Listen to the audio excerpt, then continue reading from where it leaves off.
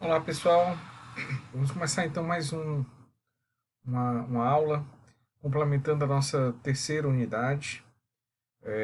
A segunda parte dela corresponde a arranjo físico, ou seja, vamos trabalhar a parte de layout, a distribuição, né, a disposição dos equipamentos móveis, pessoas dentro do espaço físico, visando realizar uma determinada atividade.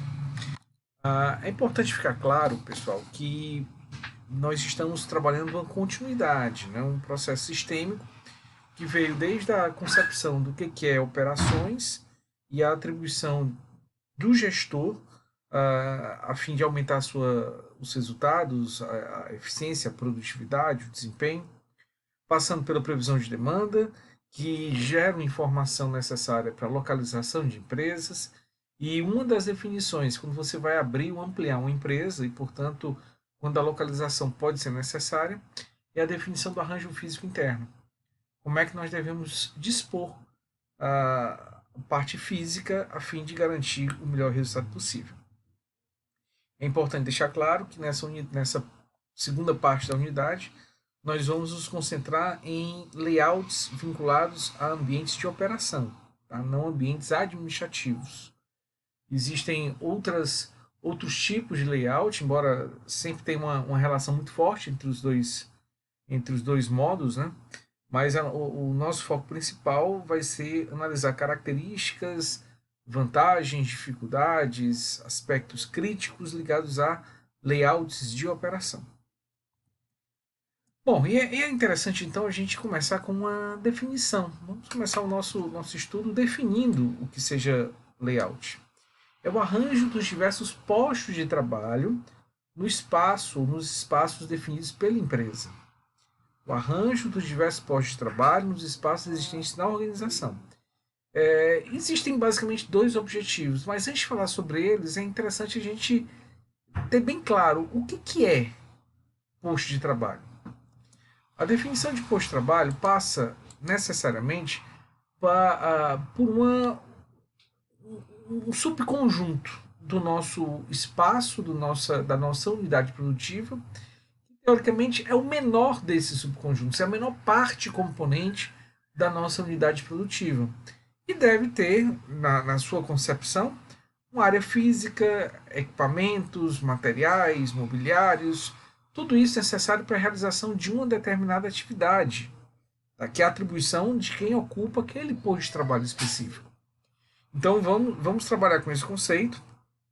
Nós temos o posto de trabalho como sendo a menor unidade produtiva, e essa menor unidade produtiva deve ser disposta, deve ser alocada as várias unidades, os vários postos, as várias frações que formam as unidades produtivas devem ser dispostas de forma a possibilitar que nós tenhamos, então, de modo eficiente, a condição de realização do processo que está em análise. Bom, então, nesse trabalho de distribuir, de organizar, de alocar esses vários postos de trabalho, existem basicamente dois grandes objetivos.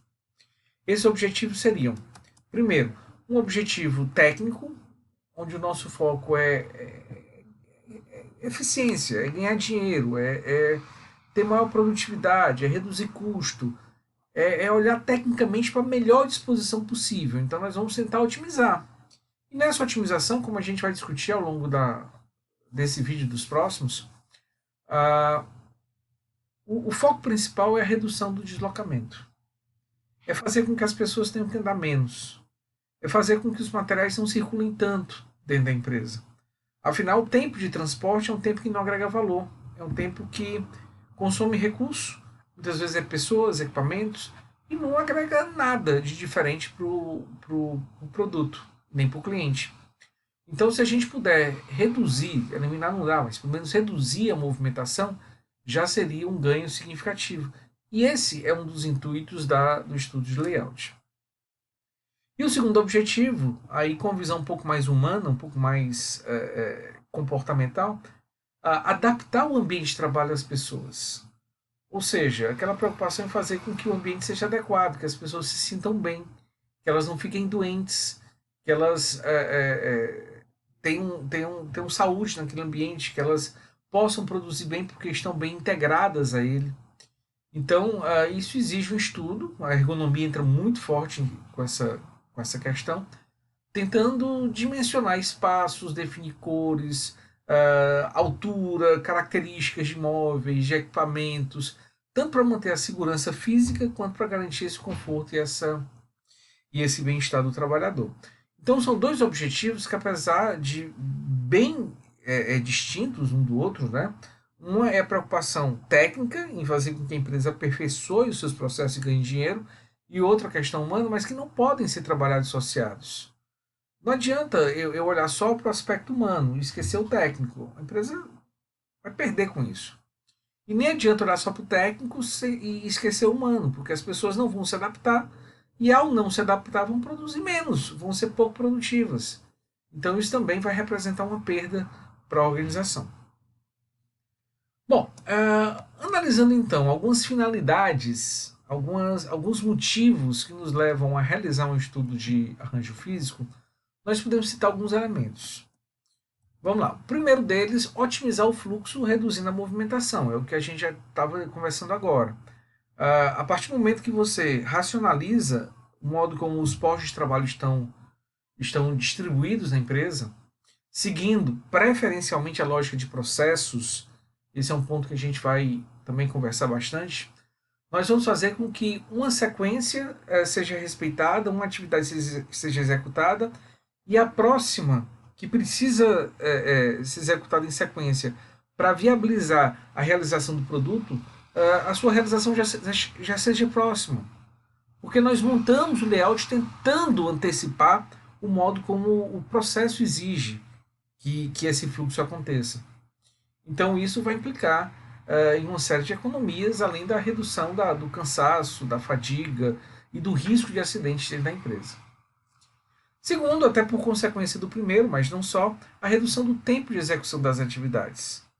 Se você reduz o tempo de transporte, se você coloca os materiais de mais fácil acesso, se o cliente segue numa empresa de atendimento um fluxo mais racional, onde ele vai passando de uma etapa para outra e todas elas seguindo uma sequência lógica, sem idas, sem idas e vindas, né, que podem aumentar o deslocamento, isso tudo implica em redução do tempo.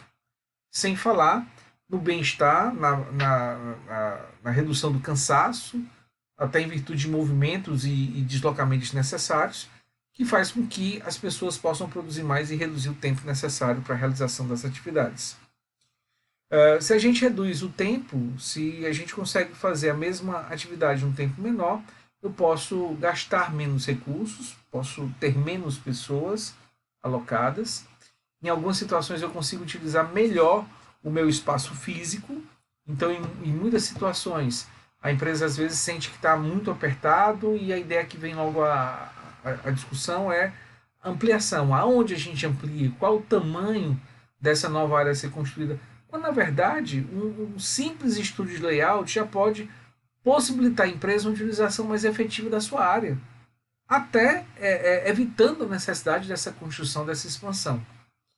E uma outra finalidade é oferecer as melhores condições de trabalho, aquela preocupação humana, que acaba potencializando todas as anteriores foram citadas. Então, mais uma vez, vocês percebem aqui a presença tanto de objetivos com viés mais técnico, né? Objetivos que possibilitam à empresa ganhos, como também objetivos com viés comportamental ou humano.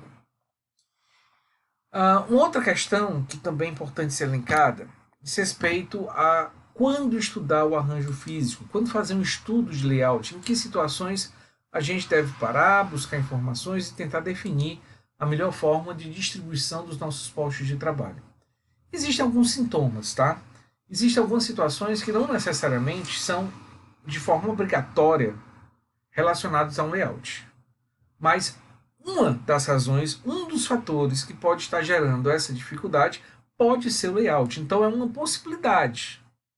E se mais de um sintoma que vai ser colocado aqui aparece ao mesmo tempo, isso reforça a possibilidade que o layout precise de uma revisão.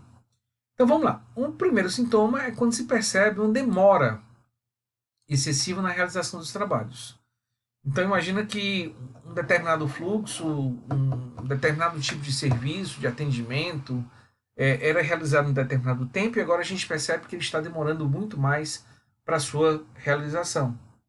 Por que pode ter acontecido isso? O layout pode ter se tornado inadequado por alguns motivos. O primeiro deles, aumento do volume.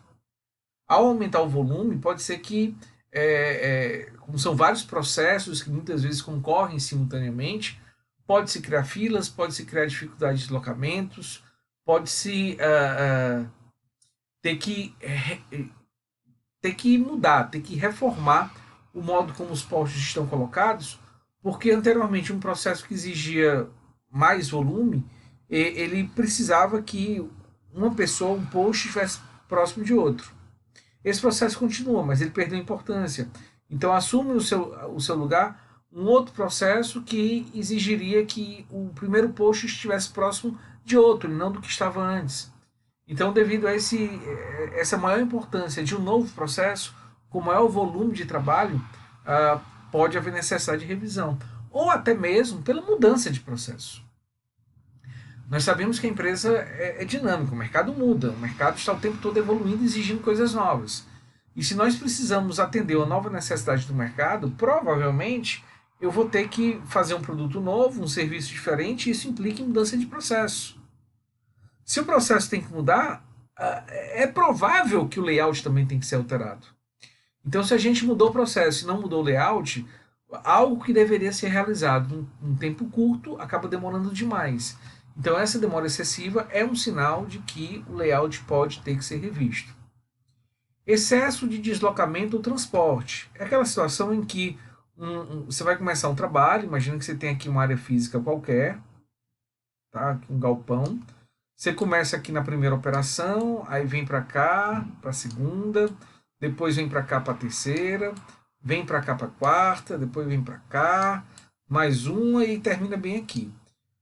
Percebam a quantidade de deslocamentos desnecessários que existem aqui. Então, muitas vezes acontece, processos novos são criados, são agregados, às vezes você muda a disposição aleatória de alguns equipamentos para acomodar novas máquinas, novas instalações que chegam, ou a própria mudança de processo que exige um fluxo um pouco diferente. Se a gente percebe esse tipo de movimentação, que gera um excesso de deslocamento ou transporte, isso também é indicação de que o layout tem que ser revisto. Fluxo de trabalho confuso e com retrocessos, que muitas vezes gera esse excesso de deslocamento, como a gente viu aqui. Alteração de processos ou necessidade de expansão. Isso aqui, pessoal, eu diria como um sintoma, não é nem um sintoma, mas é uma necessidade prévia. Se a gente sabe, se nós sabemos que é necessário mudar processo, ou se já foi tomada a decisão de expandir a área física da nossa empresa, é fundamental que antes de fechar a questão em relação a essa mudança ou a essa expansão, que se faça uma análise de processo e de layout. Tá? Então eu preciso saber que tipo de layout esse novo processo vai existir e nessa expansão qual é a minha necessidade exata de espaço, o que eu vou saber, só vou saber se eu fizer um estudo de layout previamente. Tá? Então são situações que, se houver sinalização que elas vão ter que acontecer, é necessário que o estudo de layout seja feito. E por último, aí uma percepção junto às pessoas, o clima organizacional uma pesquisa de clima pode identificar isso, quando existe insatisfação de funcionários. Então os funcionários alegam que estão muito cansados, que trabalham muito, que não gostam do ambiente. Você pode usar alguns indicadores como a taxa de absenteísmo, ou até mesmo de turnover, afastamento por doenças ocupacionais, tá? Por estresse, muitas pessoas que se queixam de dores nas costas, ou que têm alguma dificuldade de fazer um determinado movimento após a realização de certo trabalho. Então são situações como essas que exigem que nós tenhamos uma condição de analisar o layout. No próximo vídeo a gente continua com com esse assunto.